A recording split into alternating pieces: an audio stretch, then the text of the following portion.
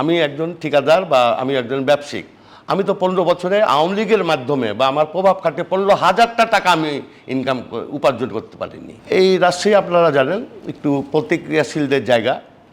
এখানে নেগেটিভ জায়গা আওয়ামী লীগের রাজনীতির জন্য রাজাকার আলবদলে ভর্তি মুসলিম লীগের এবং জামাতেরই এখানে অবস্থানটা বেশি ছিল।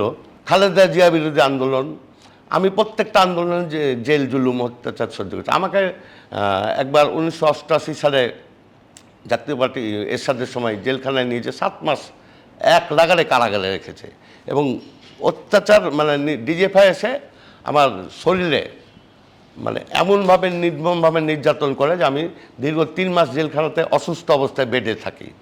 তারপরেও তো আমরা জননেত্রী শেখ হাসিনার কাছে আশা করি যে আমাদের আওয়ামী লীগের যে রাজনীতি, যে নীতি, যে আদর্শ নিয়ে আমরা রাজনীতি করেছিলাম, সেই আদর্শ সেই নীতি আজকে প্রতিষ্ঠিত হোক, বাংলার আপামর জনতার মুখে হাসি ফুটে উঠুক, বঙ্গবন্ধু সোনার বাংলা গড়ার যে স্বপ্ন সে স্বপ্ন বাস্তবায়িত হোক, এটাই তো আমরা চাই। আমি মোহাম্মদ রফিকুল ইসলাম সেল্টু। আমি সাবেক ছাত্রনেতা, সাবেক যুবনেতা, বর্তমান আওয়ামী লীগ নেতা। ১৯৭৫ পরবর্তী জাতির জনক বঙ্গবন্ধুকে হত্যা করার পর আমি বাংলাদেশ আওয়ামী লীগের রাজনীতি শুরু করি এবং এখানে যখন আওয়ামী লীগের প্রথম মানে খুনি জিয়াউর রহমান যখন পিপিআরের আওতায় যখন আপনার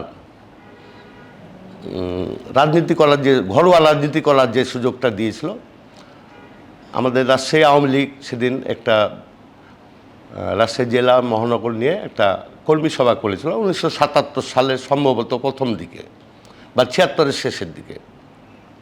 তো সেই কর্মী সভাতে আমরা সবাই উপস্থিত ছিলাম।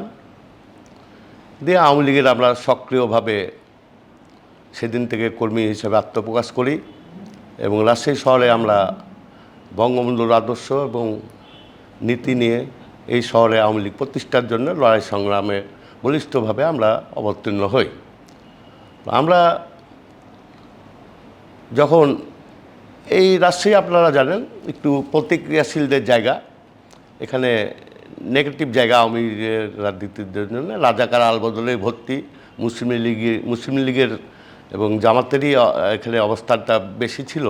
সেই প্রতিক্রিয়ায় আমরা যখন এখানে রাজনীতি করি তখন আমাদের উপর চরমভাবে নির্যাতন এবং বিভিন্নভাবে মানে বাধা নির্যাতন পেটুয়া বাহিনী দ্বারা, পুলিশ বাহিনী দ্বারা আমাদের উপর অত্যাচারিত করে। আমরা এগুলাকে ওভারকাম করে আমরা আমাদের মতন করে রাজনীতিতে এগিয়ে যেতে থাকি। তো এই পর্যায়ে যখন আমরা ১৯৭৮ সালে যখন আমাদের নেতা মাহমুদুজ্জামান ভুলু ভাই যুবলীগের একসময় চেয়ারম্যানের দায়িত্ব নিয়েছিলেন, উনি এসে জেল থেকে বের হয়। জেল থেকে বেরিয়ে আমাদের গণকপাড়ার মোড়ে অবস্থান নেয় এবং মূলত উনি যুবলীগেরই ছিলেন। তো আমাদেরকে দিয়ে যুবলীগের একটা কমিটি করায়। তখন ছাত্রলীগ কমিটি অলরেডি হয়ে গেছে। তা আমরা যারা কিন্তু ছাত্রলীগ থেকে মানে করিনি, তাদের নিয়ে যুবলীগ একটা কমিটি করে রাজশাহীর শহর শাখা, তখন মহানগর ছিল না। তো আমরা সেই যুবলীগের ৭৮ সালে আমি সাংগঠনিক সম্পাদক এবং আমার এক বড় ভাই ছিলেন সেক্রেটারি, আর এক সিনিয়র নেতা ছিলেন সভাপতির দায়িত্বে। আমরা এই ৭৮ সালে রাজনীতি করতে করতে আমাদের বীর মুক্তিযোদ্ধা ইকবাল ভাই, উনি তখন ৭৫-এর পর মানে তার প্রতি জানের হুমকি থাকার কারণে এবং বঙ্গবন্ধু হত্যার প্রতিশোধ নেওয়ার জন্য উনি ভারতে ছিলেন। ভারত থেকে ৭৮ সালে উনি এখানে আবার রাজশাহীতে অবস্থান নেয়।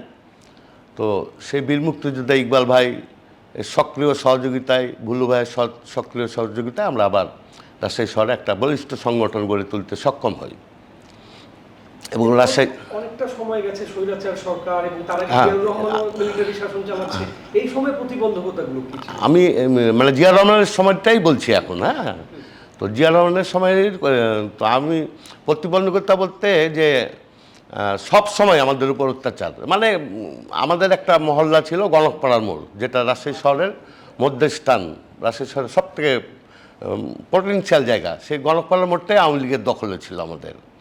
এবং এই দুই বেলায় দরকার হলে মানে আক্রমণ চালাতো তারা, হ্যাঁ, সকালে একটা, রাত্রে একটা, সন্ধ্যার পর একটা।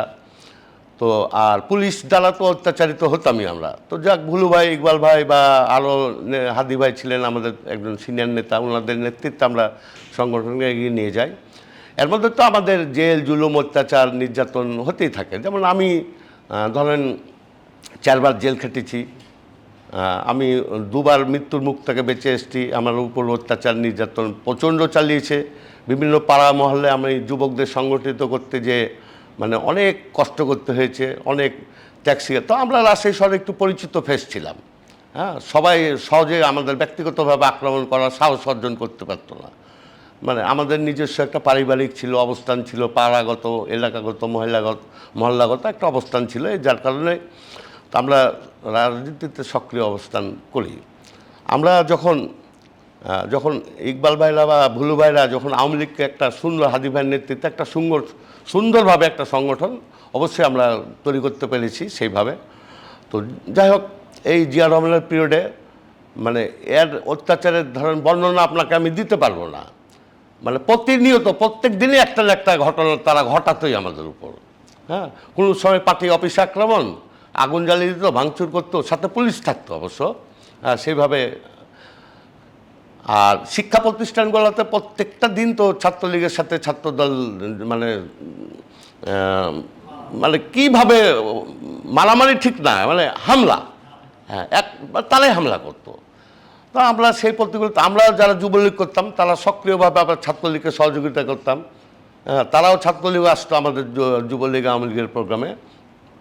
তো যাই হোক, এইভাবে জিয়া রহমানের পিরিয়ড পার করার পর 1982 সালে যখন মার্শাল ল জারি হয়, তো তখন তো আমরা অবস্থানটা একটু বিএনপি দুর্বল হওয়ার পর আমরা আমাদের অবস্থানটা আস্তে আস্তে সক্রিয় শিডিউল গড়ে তুলি।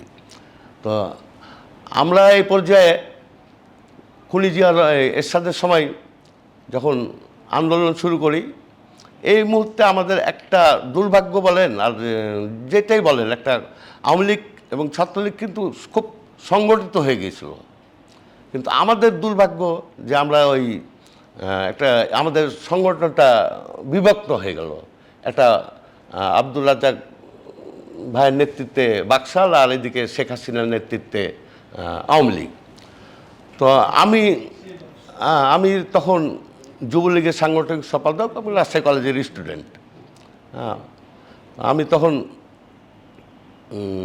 প্রথম যে আমি শেখ হাসিনার সংগঠন ছাত্রলীগ জালাল জাহাঙ্গীরের রাজশাহীর আমি মোটামুটি দায়িত্ব নিয়ে অর্গানাইজ করা শুরু করি। এর মধ্যে ইকবাল ভাই, ভুলু ভাই, আরও আমাদের মহসিন চাচা ছিলেন, কুদ্দুস ভাই ছিলেন, এনারা সক্রিয়ভাবে আমাকে সহযোগিতা করতেন, আওয়ামী লীগের নেতৃবৃন্দ। তো ছাত্রলীগ দায়িত্ব নেওয়ার পর এরশাদ বিরোধী আন্দোলন শুরু হয়। তখন আমরা আওয়ামী লীগ সক্রিয়ভাবে, কিন্তু মানে বিএনপির সাথে প্যারালাল, বিএনপি যতই শক্তিশালী হোক কিন্তু আওয়ামী লীগ তখন কম না। আর বিএনপি ক্ষমতাচ্যুত হলো তো তারা একটু দুর্বল হয়ে গিয়েছিল, হ্যাঁ।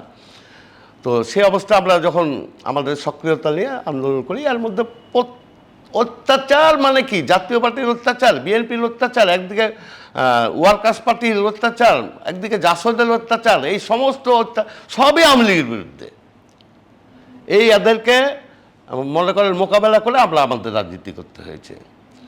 তো সেই দুর্দিন দুঃসময়ে যারা আমরা ছিলাম, আজকে আমি একটু সংক্ষেপে এই জন্য করছি, দুর্দিন দুঃসময়ে যারা ছিলাম, আজকে কিন্তু হাতে গোনা কয়েকজন আছি, বেশিরভাগই মানে মারা গেছে। এই যারা আমরা আছি তারা কিন্তু এখন নিগৃহীত, তারা নির্যাতিত, আমার দলে আমরা নির্যাতিত, আমরা আমাদের অবস্থানটা জায়গা মতন পাই না। আমরা আমাদের অবস্থানটা যদি মূল্যায়ন পাই, তাহলে সেই মূল্যায়নটা আমরা সঠিকভাবে রাজনীতির ক্ষেত্রে জননেত্রী শেখ হাসিনার হাতকে শক্তিশালী করার জন্য আমরা আমাদের অবস্থানটা, আমাদের রাজনৈতিক প্রজ্ঞা, মেধা এবং বলিষ্ঠতা দিয়ে আমরা কিন্তু শেখ হাসিনার এই রাজনীতিকে আমরা প্রতিষ্ঠিত করতে পারবো। কিন্তু আমাদেরকে দল থেকে বিতাড়িত করা হয়। আমরা দলে, যেমন আমি দলের ছাত্রলীগ ছাড়ার পর এ পর্যন্ত আওয়ামী লীগের কমিটিতে 7 বার আছি। 1993 সালে যখন আওয়ামী লীগের একটা সম্মেলন হয়, সেই 93 সালে আমাকে শিক্ষা ও সাংস্কৃতিক বিষয়ক সম্পাদক করা হয় মহানগর আওয়ামী লীগের। তখন মহানগর হয়ে গেছে। হ্যাঁ, এই তারপর থেকে এই পর্যন্ত আমি আওয়ামী লীগের কমিটিতে আছি। এই মুহূর্তে একজন মহানগর কমিটির একজন সদস্য। তো ভাই, আপনার মানে আমরা এই অবস্থা রাজনীতি করতে যেটা বললাম একটু আগে, আমাদের মধ্যে অনেকেই ইন্তেকাল করে চলে গেছেন। আমরা যারা বেঁচে আছি খুব ক্রাইসিসের মধ্যে আছি। আমাদেরকে আমাদের রাজনীতির ধারা দিয়ে রাজনীতি করতে দেওয়া হয় না। হ্যাঁ, যারা রাজনীতির নেতৃত্ব দেয়, যারা প্রভাবশালী নেতা, তারা আমাদেরকে সেইভাবে আসতে দেয় না। তো আমরা তো চাই, আমরা তো সারা জীবন রাজনীতি করে এসেছি। আমার রাজনীতি করার বয়সই তো, এই রাজনীতি করার বয়সে আমার 47 পার হয়ে 48 চলছে। আমরা যখন এই দেশে স্বৈরাচার বিরোধী আন্দোলন, খুনি জিয়া বিরোধী আন্দোলন, পরবর্তীতে খালেদা জিয়া বিরোধী আন্দোলন, আমি প্রত্যেকটা আন্দোলনে জেল জুলুম অত্যাচার সহ্য করেছি। আমাকে একবার 1988 সালে জাতীয় পার্টি এরশাদের সময় জেলখানায় নিয়ে যে 7 মাস এক লাগারে কারাগারে রেখেছে এবং অত্যাচার মানে ডিজিএফআই এসে আমার শরীরে মানে এমনভাবে নির্মমভাবে নির্যাতন করে যে আমি দীর্ঘ 3 মাস জেলখানাতে অসুস্থ অবস্থায় বেডে থাকি। তারপরেও তো আমরা জননেত্রী শেখ হাসিনার কাছে আশা করি যে আমাদের আওয়ামী লীগের যে রাজনীতি, যে নীতি, যে আদর্শ নিয়ে আমরা রাজনীতি করেছিলাম, সেই আদর্শ, সেই নীতি আজকে প্রতিষ্ঠিত হোক। বাংলার আপামর জনতার মুখে হাসি ফুটে উঠুক। বঙ্গবন্ধুর সোনার বাংলা গড়ার যে স্বপ্ন, সেই স্বপ্ন বাস্তবায়িত হোক, এটাই তো আমরা চাই। আমি ছোট্ট একটা উদাহরণ দিয়ে, এই উদাহরণটা কোট করবেন, দরকার হলে আওয়ামী লীগকে জানাবেন, নেত্রীকে জানাবেন। আমি যেমন আমারটাই বলি, আমি বিগত 15 বছর আওয়ামী লীগ ক্ষমতা আছে। আমি একজন ঠিকাদার বা আমি একজন ব্যবসায়িক। আমি তো 15 বছরে আওয়ামী লীগের মাধ্যমে বা আমার প্রভাব খাটে 15,000টা টাকা আমি উপার্জন করতে পারিনি।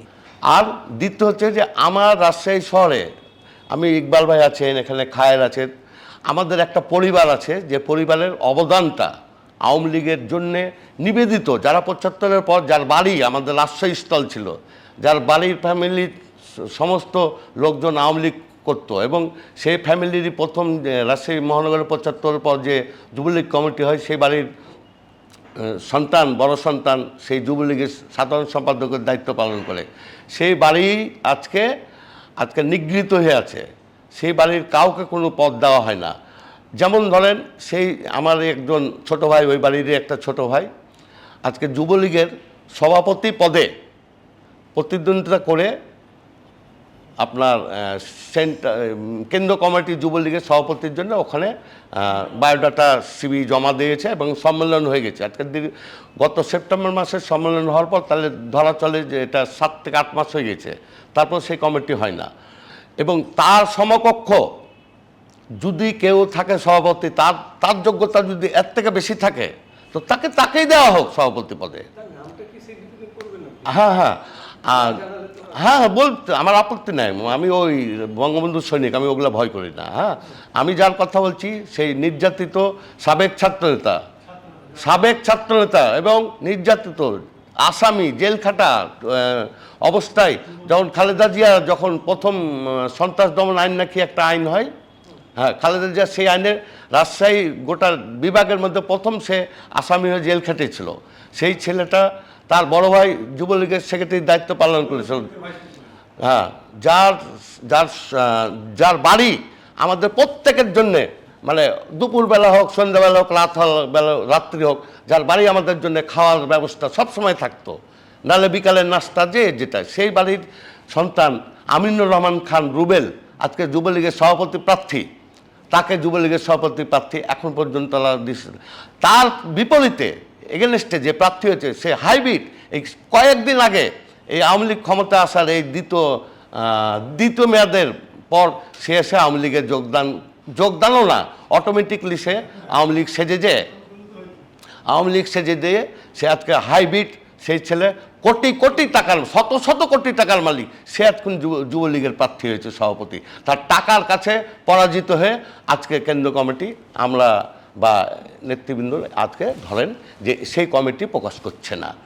এই যদি আমরা আওয়ামী লীগের কাছে আশা করি, আর তাহলে আমাদের যে ৭৫-এর পরবর্তীতে আমরা যে শ্রমটা দিয়েছি সেই শ্রমের কি আমাদের কোনো মূল্য নাই? যার বাড়ি আমাদের জন্যে, যার বাসা আমাদের জন্যে অবধারিত ছিল, সে হরতাল পিকেটিং থেকে শুরু করে, অবরোধ থেকে শুরু করে, সাংগঠনিক কার্যক্রম থেকে শুরু করে, যুবলীগের কমিটি, ছাত্রলীগের কমিটি, ছাত্রলীগের সমস্যা, যুবলীগের সমস্যা, যার বাড়িতে আমরা সবসময় মানে তাদের ড্রয়িং রুমে বসে থেকে ব্যাপারটা সমস্যার সমাধান করতাম।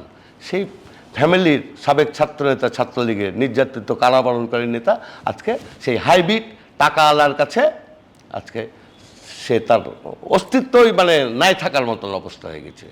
তা আমরা আশা করি আওয়ামী লীগের কাছে, আমরা আশা করি জননেত্রী শেখ হাসিনার কাছে, জননেত্রী শেখ হাসিনা মানবতার মা, আমাদের নেত্রী, আমাদের আশা আকাঙ্ক্ষার প্রতীক। আমরা আশা করি উনি জানেন আমাদের সেই রাজনৈতিক নেতৃত্বের মূল্যায়ন করে দেয়। অতীতের যারা ৭৫ পরবর্তীতে আমরা যারা রাজনীতি করে এসেছি আমাদের মূল্যায়ন করে, এই আশাই বুক বেঁধেই আমরা আছি।